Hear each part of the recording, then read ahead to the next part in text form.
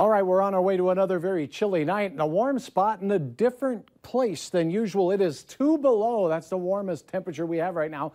That's in Cavalier, Jamestown 10 below. It's 15 below in Gwinner, with Aberdeen at 24 below zero this hour. These are actual air temperatures. Several teens below zero across western and northwestern Minnesota, 6 below though in Roseau. Factor in the winds that are picking up now from the west and southwest as some of the most brutal wind chills in north central South Dakota, where Aberdeen is at 43 below for a wind chill, 36 below in Gwinner. And this extends upwards towards the Thief River Falls area, where it feels like 35 below on exposed skin. Brutal wind chills will continue tonight. A wind chill advisory for our entire viewing area. And one thing about an advisory as opposed to a warning like there is down to the south and like we had right through the holiday weekend is wind chill values not expected to be quite as cold. All right, taking a look, a few clouds moving into the Arrowhead of Minnesota. Otherwise, crystal clear skies on this night as we head to bed.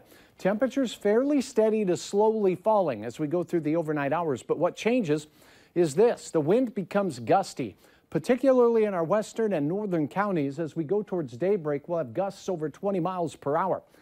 Air temperatures in the teens below in many locations, so not as cold. We'll get rid of the 30 below air temperature readings in most locations, but wind chills for bus riders first thing in the morning will be brutal. Make sure they have mittens, scarves, cover the face.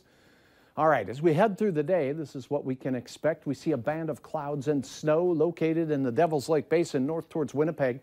As we go through the midday hour, it'll make its way through the Fargo-Moorhead area and parts of northwestern Minnesota. As that cool front continues to push its way to the south and to the east, it will take with it the clouds and the snow, and our wind shifts, becomes a little northwesterly. Afternoon temperatures, however, should be in the single digits above zero. No negative signs there across northwest Minnesota, and some teens above out across North Dakota.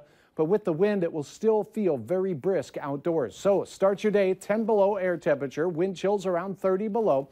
Wind stays pretty steady at 15 to 25 miles per hour throughout the day, a few gusts higher than that. Best chance of snow midday, then in the afternoon we'll peak at 14 degrees before seeing a north wind tugging down once again another Arctic blast. 9 your afternoon temperature in Langdon, 7 Roseau, 8 in Detroit Lakes, and 15 for Oaks tomorrow afternoon. Here's a shot on a river bend here where we have an ice spike caused by the air bubbles in the ice kind of escaping through the ice. As it burps up through the ice, we build this tower up there. Pretty neat. Also neat, but very cold looking, was this moonrise over War Road, Minnesota. David, thanks for uploading your photo. Here's your planning forecast. Tomorrow, the warm day with that passing snow shot. Most places a ½ inch or less. Isolated places could pick up an inch of snow. Cold again on Wednesday morning, 10 below. We stay below zero all day. The coldest day will be on Thursday morning, 18 below, then a warming trend carrying us into Friday here.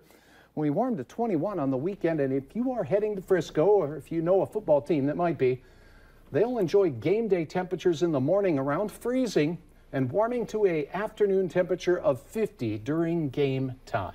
My 2 favorite words this week: warming trend. There is a little warming trend, but it comes with a couple of hiccups here and there. Thank you. Yes.